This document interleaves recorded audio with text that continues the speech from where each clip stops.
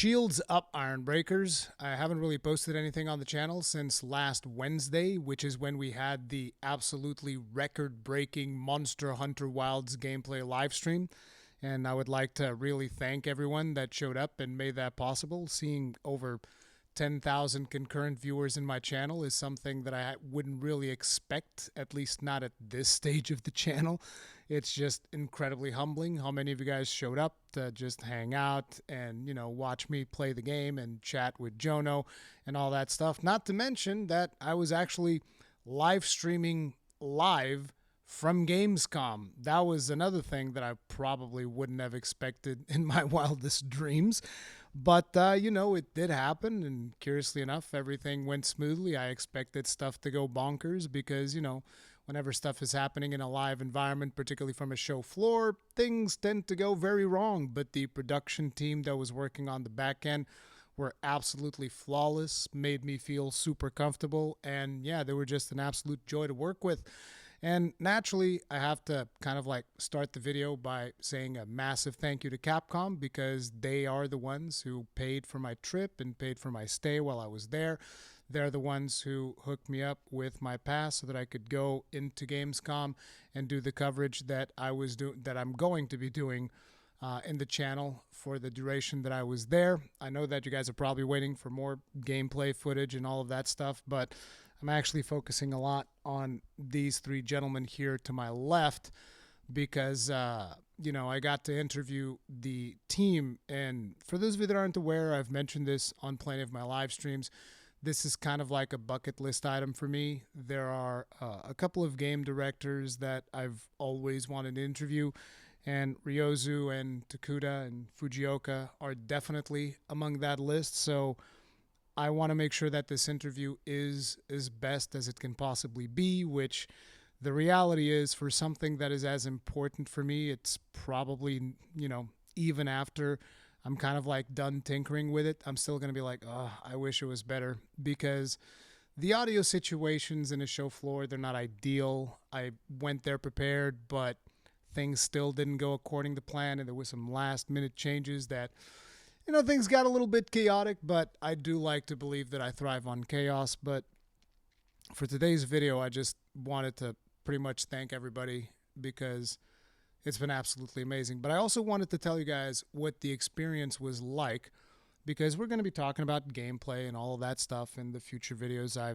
Today I've spent most of my day editing the gameplay that I was able to capture in the capture session. Although, to be honest, the live stream that I did has better gameplay. That's just the nature of when it comes to Monster Hunter. Sometimes you have better hunts, sometimes you have worse hunts, and you can only play through the capture section once.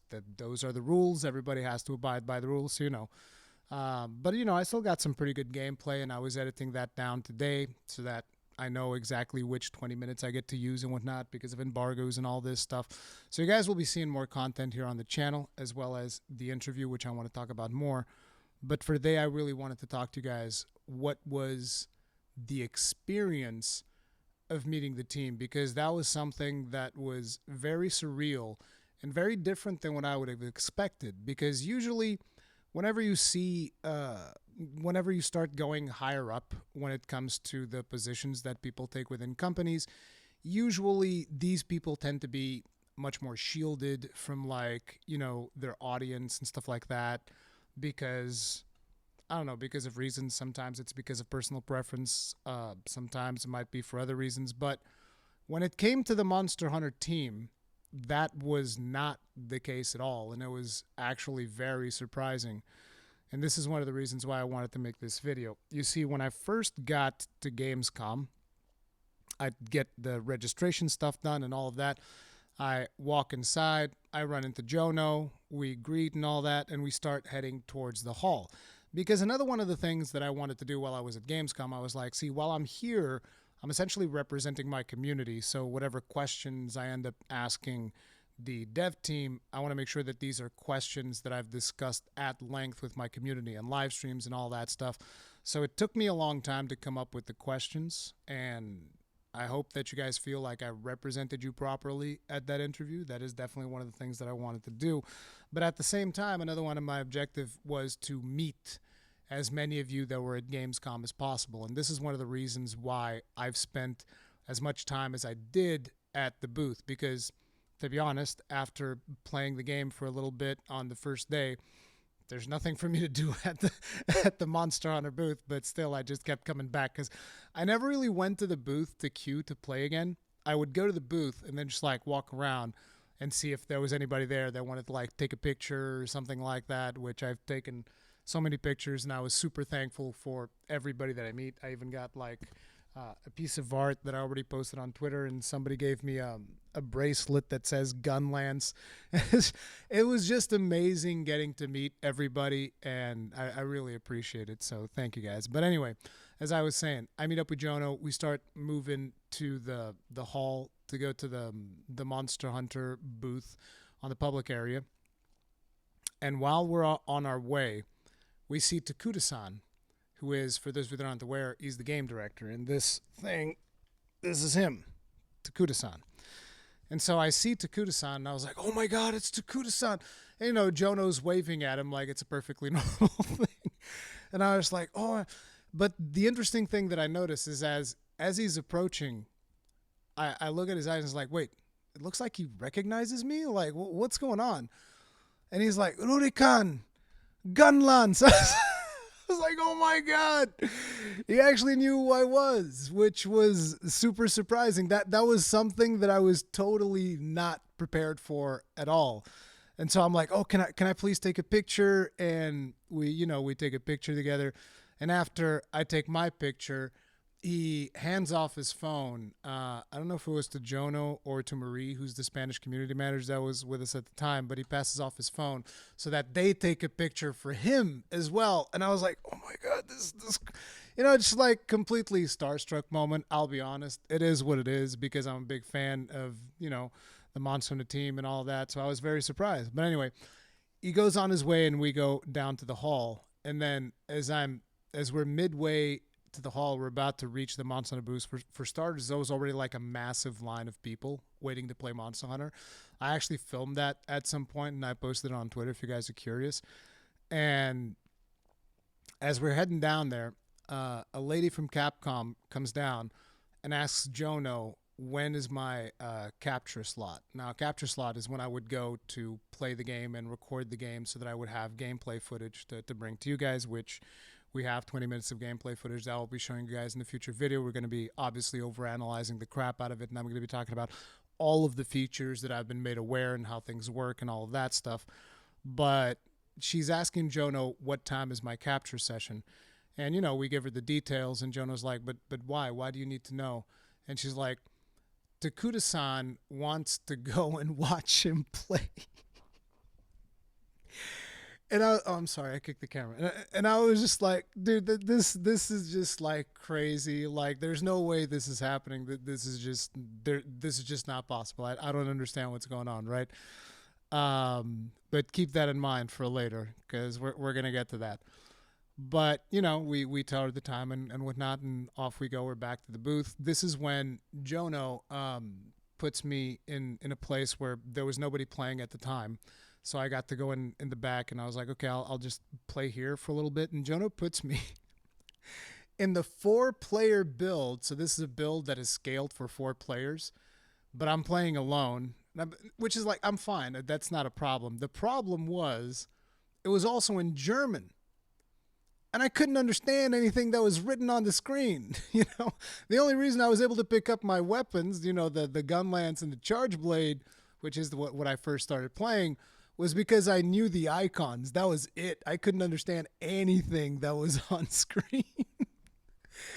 But, I go through and I start trying to practice the combos. One of the first things that I figured out is that the Charge Blade files can actually double charge, which means like you charge them once, then you can slot them into the shield again and they overpower the files. I'm not exactly sure what the name of that mechanic is. That was one of the things that I noticed. I fought all of the monsters in the build. I got like a little bit comfortable with it. I realized that the pacing of this build definitely feels closer to World than to Rise, which I assume is something that you guys are interested in knowing. But like I said, I'm going to make a video breaking all that stuff down. But at that point, I was able to play for like 90 minutes until they kicked me out, because I was just like, I'll just keep playing. Like I told the lady, listen, whenever you need this station, just kick me out. Just throw me out. And until then, I'm not leaving. Um, but yeah, that was cool. And then eventually, we had the first day, the first show that happened with the developers playing and all that, which I plan making a video on that as well, because there were a lot of funny moments to talk about with those. And then a little bit later that day, I got to do the live stream, which was pretty cool. Like I said, biggest live stream ever on the channel, absolutely phenomenal. And then after that, I just hung out at the booth for a little while longer, to basically meet and greet everybody that was there, that wanted to meet me and all that stuff, which was absolutely awesome. Now, during this time, I also got to take a picture with Ryozu-san and Fujioka, which was pretty awesome.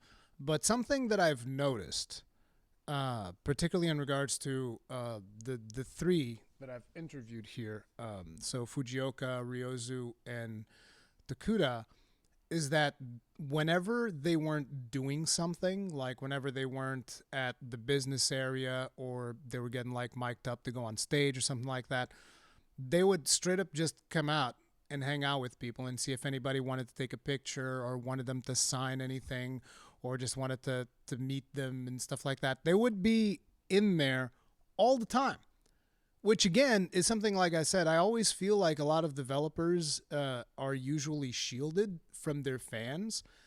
And the Monster Hunter team they would literally just step outside from backstage and they would just stay there in the booth in the middle of everybody else all the time. You can ask anybody that was there.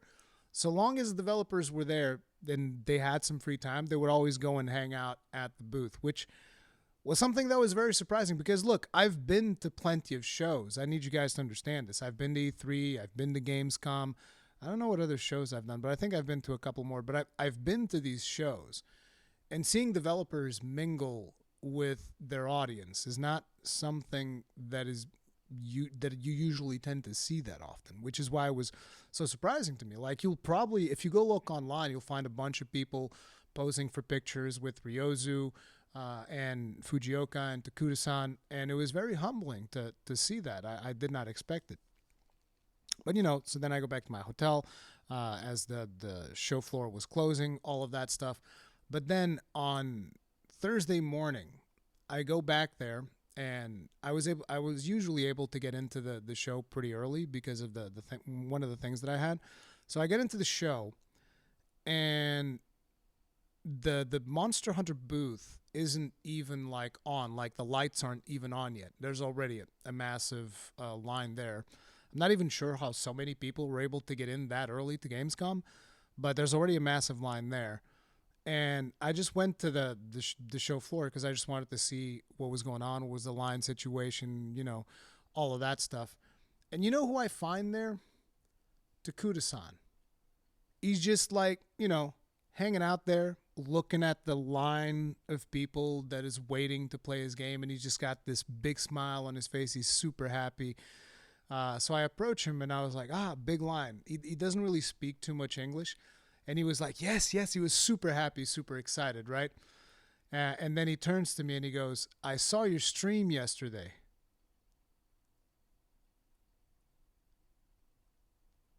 And, unfortunately, we couldn't really communicate much more than that without a translator. But I was like, what the hell, dude? This is so crazy. But yeah, it was just something really cool to see how, Takuda-san was in there. Lights weren't even on, and he was just like checking out and being super happy about people that were there just to see his game. I think that a lot of the people that were there didn't even know who he was.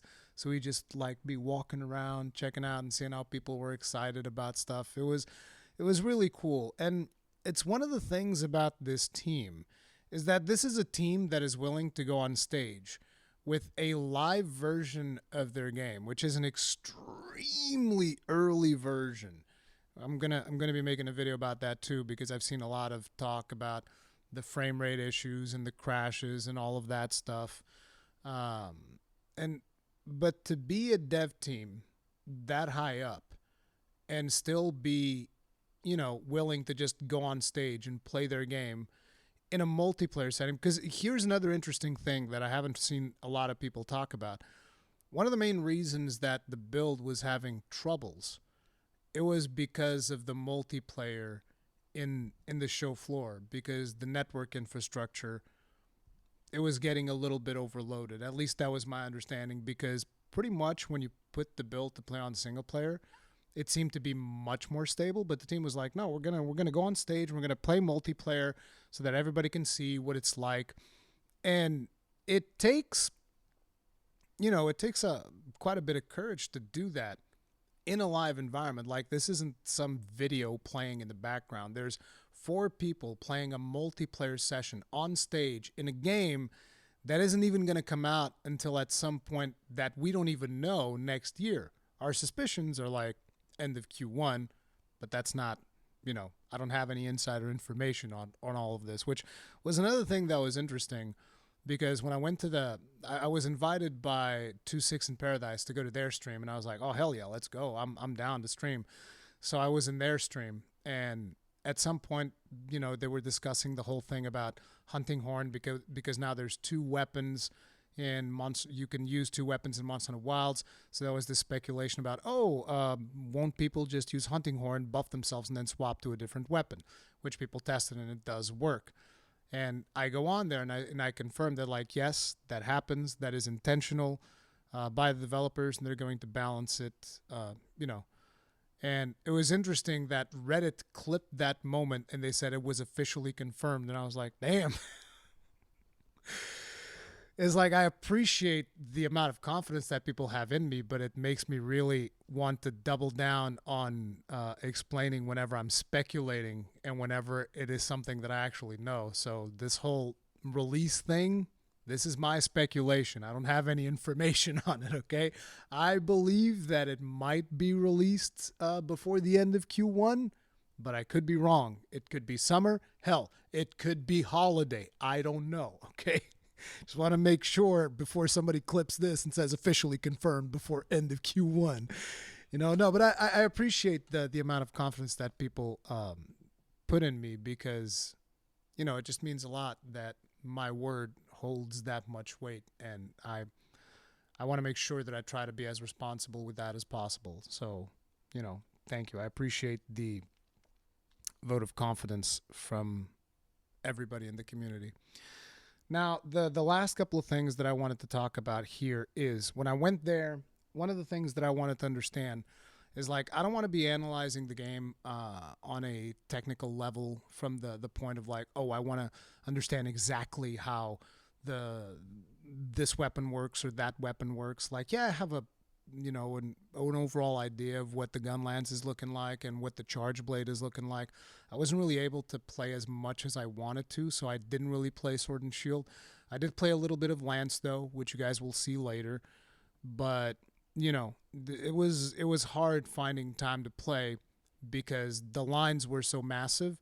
So in a way, it's kind of like I could kind of like prod Jono to skip the line, but I also didn't want it to do that, because it would be extremely unfair.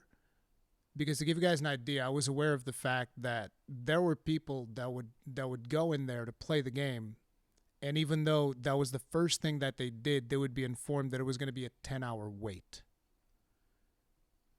So I kind of felt too guilty to abuse that privilege. See, when I played the 90 minutes, the show floor wasn't open yet. Nobody could play. So I was like, oh, this is fine. No, there's nobody waiting. Even though there is a line, they're not going to open it yet, so I'm okay. But the second they started opening the lines, I was always super hesitant to use streamer privilege, because I was like, me playing is going to mean that somebody that's been sitting in line for, 6 hours or something ridiculous like that might end up not playing. And I was like, no, that's not fair. I'm going to get to play on the capture session. And, I've already played a little bit, and I also played on my stream. That should be enough. That's pretty much the way that I handle it, because I wanted more people to to be able to play the game. So, I didn't test as many things as I potentially could have. But I also wanted to understand more so where the game is going than necessarily where the game is at this exact moment. Because what I saw in the game, I'm like, the game looks awesome. Even though, this is still an early build. So obviously there's the whole frame rate thing, which I'm going to make a whole video talking about that. But I wanted to understand what was the developer's intent for the future of the Monster Hunter franchise. And that's kind of like where I focused a lot of my questions in the interview.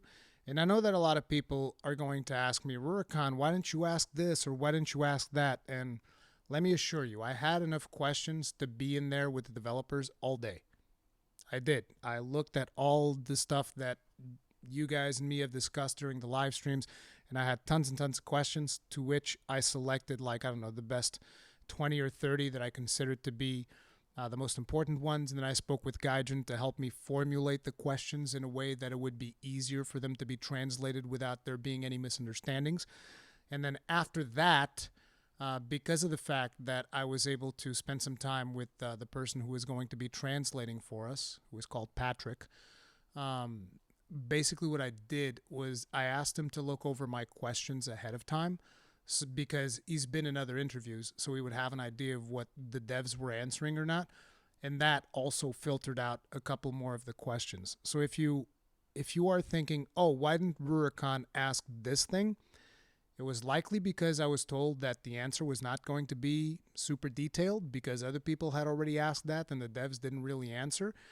And on account of that, I don't want to waste the interview time, because I was going to have 30 minutes to interview them. But when you consider that everything that I say needs to be translated and then related onto the devs, and then everything they say needs to be translated and related back to me, there is a massive time consumption, on the translation portion of the interview. And I wanted to make sure that every question I ask, I would be able to get an answer. Having said that, I still asked one Gunlance question. I'm sorry. Okay, look, it is what it is. I need to know about my Gunlance. And the answer, oh yeah. But anyways, I'm not going to tease you guys any longer. I am, because the interview's not ready yet. The audio situation, like I said, was really rough. I have my friend Chris working on the audio. He's also working on editing the interview. I've already done a little bit of editing on the interview as well. Right now, I'm basically obsessed with this interview that you guys are watching in the background right there. And I really want it to be the best it can possibly be. And I'm aware that interviews don't tend to do very well on the channel, but this one's important for me. And hopefully you guys will enjoy it.